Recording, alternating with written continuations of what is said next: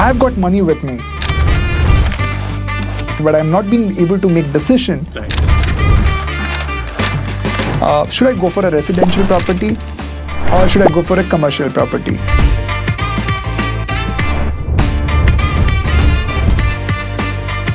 A lot of times investments in real estate are made basis emotional decision making. A lot of times it's based on what your friends and family have told you, right? Investments where the risk is much higher, the ROI is typically higher. So by putting in just 2 crores, you're actually going to be making a 1.2 crores of passive income on an annual basis. Yeah. Now that's a no-brainer from an investment perspective. Now in this model, you technically make the highest yields, which gives you a lot of comfort that, once you found a tenant, you don't really have to think about finding another tenant for a long time. When you talk about commercial real estate, the easiest way for you to invest in commercial real estate is residential construction really safe, or are you playing it too safe? Is commercial construction that risky, or that is where the money lies? Which is the real bet? Report says that residential rental yields go up to 3 to 8% annually and commercial properties go up to 10 to 12%. But it depends on demand and location. Do you think which is the real bet today? So hey guys, my name is Piyush Mittal, Vice President of Commercial Business at Brick & Bolt, India's #1 tech-enabled construction company. And today I'm joined by Mr. Ashish Acharya, founder of Propsoch, the company which helps home buyers make intelligent decisions. He also has an amazing experience working with real estate giants like Godrej as a head of investments and also with NRIs as director of land services. He's been on the trenches of both the sides of investment, and today in this episode we are going to shed light on which is the real investment game on the real estate side. Welcome Ashish Acharya. Thank you, Piyush. And lovely to have you on board today. My pleasure. So stick till end to find out what to do with that money which is lying in your wallet, waiting to be invested smartly. So before we dive in, Ashish, what is the definition of ROI in real estate investment today? What do you think? What is your thoughts? So let's have a very free-flow conversation. Help our audience understand how does the ROI look in real estate investment today? Sure. And it's a great topic to start with, the return on investments. A lot of times investments in real estate are made basis emotional decision making. A lot of times it's based on what your friends and family have told you, right? And ROI is more of an afterthought that you figure out, I made so much of ROI or I didn't make so much of an ROI in real estate. But ROI is a pretty straightforward calculation which any regular investor can also do before they actually take a call in investing in real estate. So ROI, in a sense, is simple. How much money you're putting in and how much are you getting out over what period of time. So different real estate asset classes have different forms of ROI or different outcomes with respect to ROI. Now, is a property with a lower ROI necessarily worse than something which has a higher ROI? Maybe not. And why is that? Because the risk profile of different investments changes over a period of time. So investments where the risk is much higher, the ROI is typically higher, right? Where the risks are much lower, the ROI is much lower. Let's take an example of the REITs, right? So REITs are basically real estate investment trusts, which are listed on the National Stock Exchange, where large companies like Blackstone and Mindspace have taken a bunch of commercial assets of theirs and listed it on the stock exchange. Now, what happens with these REITs as an investor in REITs, and I personally have invested in REITs over a period of time, is what I've seen is you typically get a very consistent dividend or a very consistent yield, and it's typically in the range of around 6%, right? But how much capital appreciation have I seen on those REITs? Not much, because the risk profile is so low in those asset classes that there is only so much of return that I can expect. And that gives a lot of comfort for a part of my portfolio, right? But then there are a lot of investors who feel like, hey, 6% is really low and I want to play something bigger. And that's when they get into other asset classes of investment, which is also called as alternative real estate investment classes. Sure. I think that's a absolutely fantastic point to start with. Now that you make me think of REITs, I think how about sort of delving deeper in terms of what are the ways that any individual today can invest in real estate? What are the ways that they can get into the real estate space? Maybe all the way from land acquisition to to investing in REITs or to what other asset classes? Can we speak a little bit about all the asset classes or how do you make money from real estate? Absolutely. So at a very high level, real estate has two kinds of asset classes, which one is residential and another is commercial. Of course, under residential and commercial, there are a lot of other buckets which you can put it to. Like in residential, you can talk about plotted development, you can talk about apartments, you can talk about villas, you can even talk about things like, PG accommodation, right? These things overlap with commercial.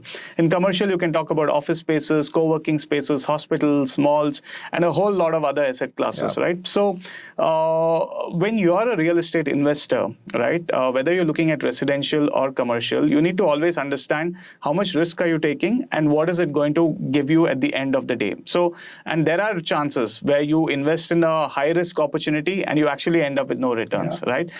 Because maybe you did not assess the risk properly right in the beginning, which is why a lot of due diligence needs to be done before you actually put your money in any real estate asset class. Oh, that's fantastic. So now I think you spoke about residential and commercial. Yeah. Now I think the first and the second question sort of helps me understand now where we are at residential and when we are at commercial. Yeah. And now we were also talking about ROI. Is there a way that we can connect all this to an ROI and quantify this a little better for the audience that is looking at and is wanting to sort of invest into these asset classes? Sure. Or maybe break it down on the basis of the budget that they've got it or basis the capacity of investments that they've got it. Yeah. How that we can get into the space of understanding which asset class to invest into. Yeah. And what is the potential returns that they could expect? Got it. Great question. For the sake of this particular discussion, I would keep out all the institutional investors, right? The big ticket who are buying lands for 100 crores, 200 crores, 500 crores plus, right? Yeah. Let's talk about what a regular investor in real estate can actually look forward to when he or she tries to invest their money in real estate. Sure. So when you talk about commercial real estate, the easiest way for you to invest in commercial real estate is what I already mentioned, REITs, right? Yeah. It's a very extremely low ticket size. You can just log on to any of your, trading platforms and go ahead and buy some shares in a REIT, right? Yeah. And like I mentioned earlier, the yield would be in the range of 6 to 7%. The other thing which you could do is invest in fractional real estate, where you go and invest in real estate owned by certain companies, and you can go and buy shares in that company, or you can register undivided share of the property that they are controlling, right? Sure. Now, the returns on fractional real estate are in the range of 8 to 10% today, right? And is there a minimum investment that you look at when you do fractional ownership? Yes. So typically it starts at around 25 lakhs, right? And recently it has also started coming under the purview of SEBI, and there are certain regulations which are coming around it. But the biggest difference between a REIT and a fractional real estate asset is, in a REIT, if you want to sell your shares tomorrow, you can. Okay. But in fractional real estate, there is no real transparent online exit process available today. So you either have to exit it to the people who are managing the fractional real estate platform, or you'll have to find your own buyer for your shares in that platform and sell it to them. So that comes with a lock-in altogether. Exactly. And that is what I was mentioning earlier. While the returns are higher, there's a certain element of risk with respect to exits, right? Yeah. So we spoke about REITs, we spoke about fractional real estate. Now, the other way which you can actually make money in real estate is where you own a piece of land, or you buy a piece of land, and then you invest in the construction of that property, and you choose to lease it out, right? Now you can lease it out. You can lease out the lower floors for retail, and you can lease out the higher floors for office spaces, right? Now, in this model, you technically make the highest yields, okay, or the highest ROIs, right? Why so? Because there is no leakage to any other manager, right? There is no arbitrage which you're paying for someone else who took a risk, because you took all the risk right in the beginning. You invested in the land, you invested in construction costs, and now you went about finding a tenant for your property, and finally you get to enjoy the return on that particular risk that you took. That risk or that ROI for having taken that risk typically ranges in the band of 12 to 15%, right? Sure. And I'm talking about if you're invested in the land freshly. If you're already a landowner and you only invested in the construction bit of it, then your ROI could be in the range of 40 to 50% also. Absolutely. I think that's an insane thought about construction sort of generating passive income also for future, right? It is not just about getting 40-50% in 1 year or 2 years, but letting you financially free in terms of generating passive income for future as well. I think that's a great thought. Now that we've gotten there, I think let's further deep down in terms of understanding. I've got money with me, right? By God's grace, I've got about some X crores lying in my bank account, but I'm not being able to make decision. Right. Should I go for a residential property or should I go for a commercial property? Yeah. Now, what do? I've got a piece of land lying down with me, which is about 3,000 square feet. Yeah. Now, I'm not able to make up my mind. Yeah. So if you could help me understand what are the factors that I should look into for me to decide if I should go for residential or commercial. Sure. And which is going to give me the best return. So it's a pure investment decision that I would want to make. Absolutely. So what are the factors that you would want me to look at it and in terms of making the best ROI here? Got it. So let's assume that you have capital with you and you also have a piece of land with you, right? Because the other scenario is you have capital, but you're yet to get a piece of property, right? So let's talk about the first scenario where you have both land and you have capital, right? So the simplest way for you to monetize that is by investing in construction, right? Why do I say that? Because the cost of construction today is in the range of 2,000 to 2,500 rupees per square foot, right? But when you put 2,000 to 2,500 rupees per square feet, and let's assume the size of the built-up area is going to be 10,000 square feet. So you put in around 2 crores, right? Now, the kind of rents you can make on a property which is of 10,000 square feet, right? Even if you take an average rent of 100 rupees per square foot, right? You're going to be making around 10 lakh rupees per month, right? That's around 1.2 crores per year. So by putting in just 2 crores, you're actually going to be making a 1.2 crores of passive income on an annual basis. Now that's a no-brainer from an investment perspective, right? Now suppose you have not already acquired the property and you have more opportunities or more investment avenues in the real estate space, then the first thing you would look at is residential real estate, because it is a tendency for people to look at residential real estate.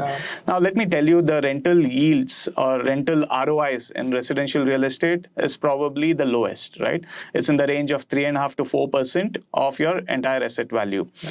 So why do people still flock to invest in residential real estate? That's mainly because if you invest at an early stage of a property, right, and you go through the construction cycle with the developer, there's a high chance that the equity you invested. See, the other most important thing you have to remember as an investor is how do you use leverage, right? How do you leverage a home loan, which is probably one of the lowest costs of capital? How do you use it to ensure you get higher returns on the equity which you have put on? So I'll give you another example here, right? A lot of numbers, but I hope it's useful. Oh, absolutely. Yeah. So let's say you have around 20 lakhs with you to invest, okay?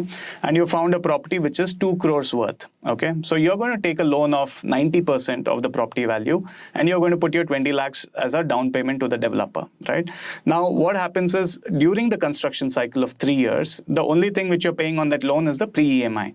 And you're not paying the pre-EMI from day one, because the loan is only disbursed as the construction progresses, right? So effectively, on a 2 crore property over a 3-year period, you would and with a loan of around 1.8 crores, the pre-EMI you would have paid would be in the range of another 15 to 20 lakhs, right? So effectively, out of pocket, you've put in 20 lakhs, and then you've put another 20 lakhs of pre-EMI. So that's 40 lakhs. Now, if the property during that period has actually appreciated by even, say, 50%, right? So 2 crores became 3 crores. So on your initial investment, not even initial actually, investment over a period of time of 40 lakhs, you've got a return of 1 crore, right? So which is like a 2.5x. Also, this helps you to start generating revenue from day one, the moment you sort of take up the construction is in place, because we were also talking about generating a 40 to 50% revenue from year one onwards itself, which is going to help you sort of get off your loan. And at the same time start generating passive income for yourself. Which would work well in the first scenario where I spoke that you actually had a piece of land and you constructed a house, and then you from the first year you'll technically break even in the 2 or 3 years, or worst case 4 years on your investment which you made on construction. Absolutely. And the best part is you still hold on to the land because you're the owner, and you have an asset sitting on it which is a rent yielding asset, and tomorrow whenever you want to raise some money, you can choose to sell a floor of that asset, right? You don't have to sell the entire land or the entire building.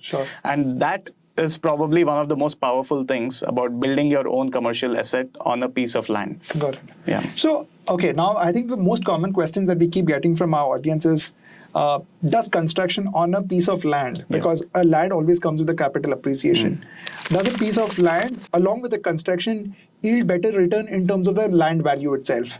Let's say post 10 years, 15 years, 20 years, I would like to demolish or probably resale that property to someone. Yeah. Am I going to get better rates than what I'm going to get it today? If there's already an asset built On a specific piece of land, yes. And if that, if it's a commercial property, it's a commercial property. It's a commercial asset, and it's an office space. Today, it is a piece of land that there's someone who could possibly be sitting on that land for about 10 years time, get the capital appreciation and exit at about 10 years time frame. Sure. Or there could be another option where they could construct an office space, generate passive income out of it, and exit at about 10 years time. My question around here is, will he get better value of land post 10 years just because he's constructed a property, or is it going to remain same?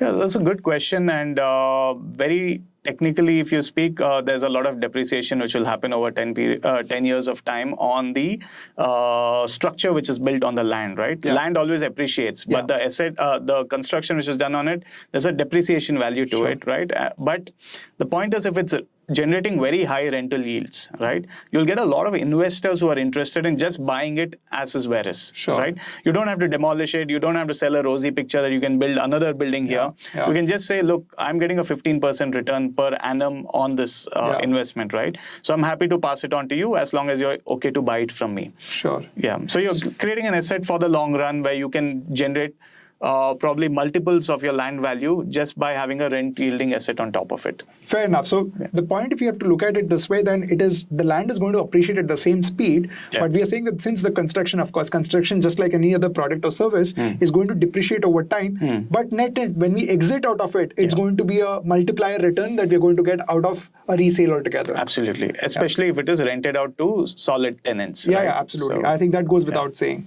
Ashish, great insights here. Now, moving forward, there are a lot of people who are wanting to sort of understand, should I construct a residential property here, or should I construct a commercial property here? Yeah. But most of the times they're confused, right? What are the most important factors that impact the ROI altogether? Should it be the location, distance? If you could just throw some light on that part, I think that's going to be very helpful. What are the important factors that are to be considered while you're constructing a residential property? Correct. What are the factors to be considered while considering to construct a commercial property? Yeah. Got it. And I think most of the factors are going to be quite common, because the first and most important factor is the location of your property, right? Is it located on a main road? Is it located in a by lane? Is it located at a dead end? Is it located in a residential area where anything that you develop which is going to be noisy in terms of the use is going to be a problem for the neighborhood? You need to keep all those things in mind, right? So you cannot just go about constructing whatever gives you theoretically the highest ROI, but once you actually build it and you're try to lease it out, you don't get a tenant. So one of the biggest factors which actually affects your ROI is your ability to lease out the property, right? So you might get lucky in leasing out the property the first time, but once the lease is over, or if your tenant vacates abruptly, what is your ability to actually get the next tenant as soon as possible? Because even 1 month of vacancy is a significant drop in your ROI calculations, right? So there are a lot of other factors which affect, the decision of whether you should build a residential or a commercial. It could be to do with the FSI which is available on the plot. What is the zoning regulations and the city development plans? It could be with respect to how much financial outlay can you put out today, right? It could also be what kind of rental income that you need to justify the construction loan you would have taken for building that property. In fact, you'll see a lot of houses in Kormangla and Indranagar where the ground floor is a commercial space and the first floor and second floor are residential houses, right? So the ground floor actually gives them a pretty good rate of return, but they get to enjoy living in their own property for a longer time. So there are a lot of things which actually affect the decision-making process of residential, to build residential or to build commercial. Fair point. I think, but what caught my attention was when you spoke about stickiness. Right? Yeah. Is it fair to assume that the stickiness is always better on the commercial properties, considering that the lease period is always higher out there, or is it, or is there a different picture altogether? No. So when you rent out your house to an individual tenant, right? The tenant is moving in because their office is nearby, or there's a school nearby, or for various other reasons, right?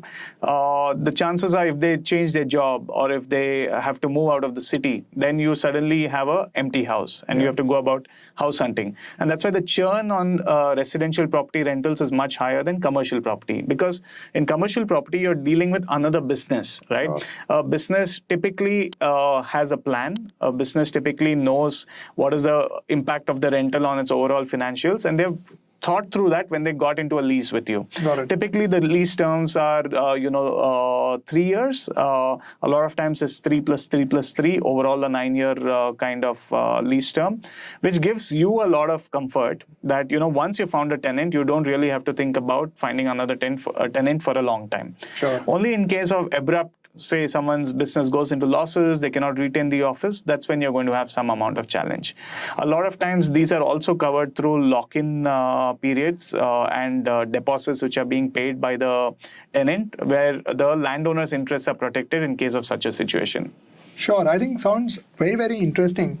While you've spoken about this, now it makes me think, since you started speaking about stickiness and the tenants, all leasing out to the commercial properties, I think today as an investor, I've got money. Yeah. I could get the construction done. Yeah. Now that the construction is done, I've got a pain, which is basically how do I get the demand generated? Yes. How do I find tenants? Yeah. How do I find people who are looking out for office spaces? I mean, Right. I don't have an expertise, and neither do I'm interested in finding or building up an expertise in this space. Absolutely. I would want to sort of just get this done Correct. because I want to generate a passive income. Yeah. I've got a main source of income and I need to focus onto that. Correct.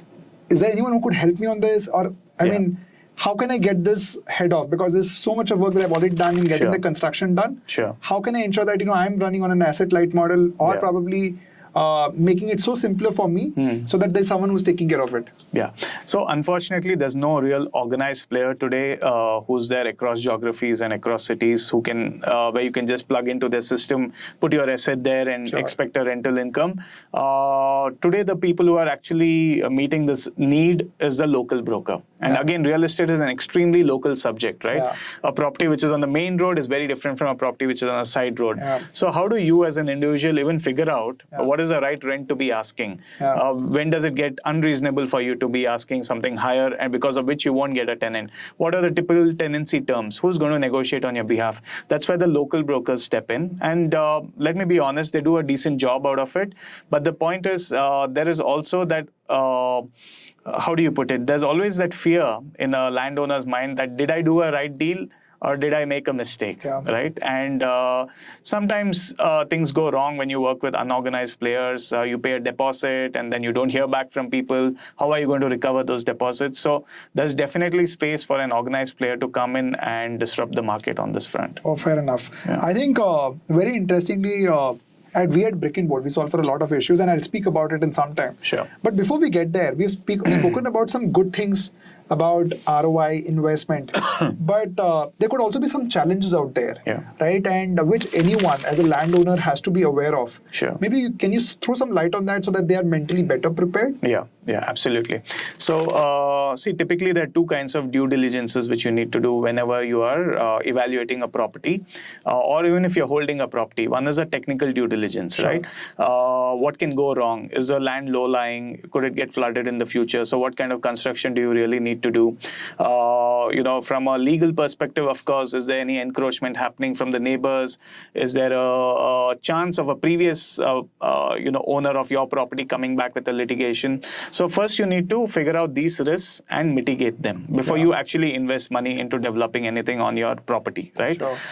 And we see this a lot because at Propsoch, we assist home buyers go through technical and legal due diligence on various properties that they're considering. And we know that individual landowners also go through the same pain point, right? So definitely, I think people need to first understand how clean their property is and what are the different risks associated with it, and then only invest even a rupee on further construction. Sure. And along with that, now that we've spoken about what are the challenges or certainty that needs to be there before you sort of get started with the construction, do you think that there are certain fear that people also have at the time of construction as such? Because I feel that it's a very unorganized space, and that's where brick and board sort of is trying to solve for a few things. But can you highlight some of the challenges that, at Propsoch, when you speak to a lot of people, I'm sure that there are a lot of individual home buyers, people who also have their own houses, have got their houses constructed. Absolutely. But what is the pain that any individual house owner or an investor in terms of the construction goes through today? Some of the pain points, if you could highlight. Sure. Because I would want to also call out to the people what is that we're doing, and I would want to hear it out from you, and then see if we can plug that in to make people understand what is that we're doing here today. Makes sense.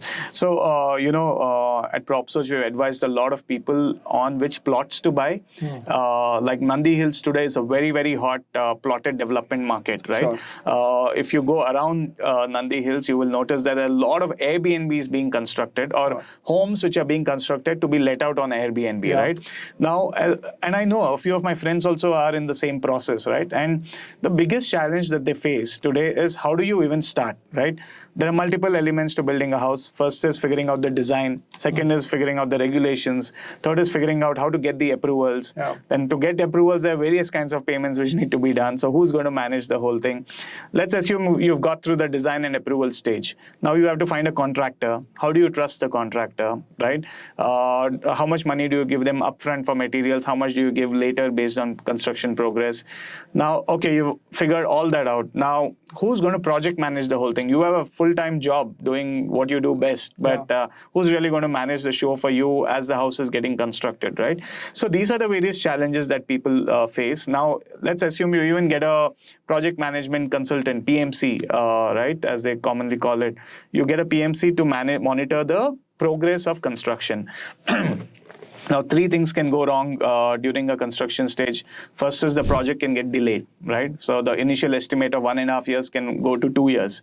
The second thing which can go wrong is costs overshoot, right? So you might have estimated 2 crores, it might go up to 2.5 crores, and it all depends on the kind of people you're working with. And the third and most important thing is the quality of construction can go for a toss if you have not been watchful during the construction process, right? So there is a lot of ambiguity, and there are a lot of missing pieces in this puzzle, which is why probably players like Brick and Bolt should, and it's great that you guys are actually doing it and solving it for thousands of people who are building their homes today. Absolutely, Ashish. I think these are some of the key pointers that we at Brick and Bolt have been trying to solve for quite some time, and I think we've been extremely successful in this. Not just that, we just ensure that everyone who comes to our place gets an end-to-end hassle-free experience in terms of construction.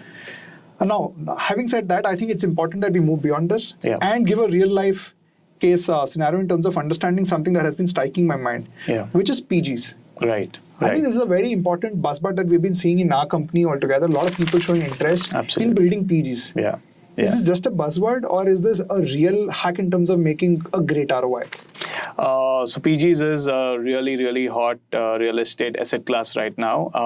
Earlier, you used to have these small mom and pop kind of PGs, and today you have very big organized players who have come into the space, right?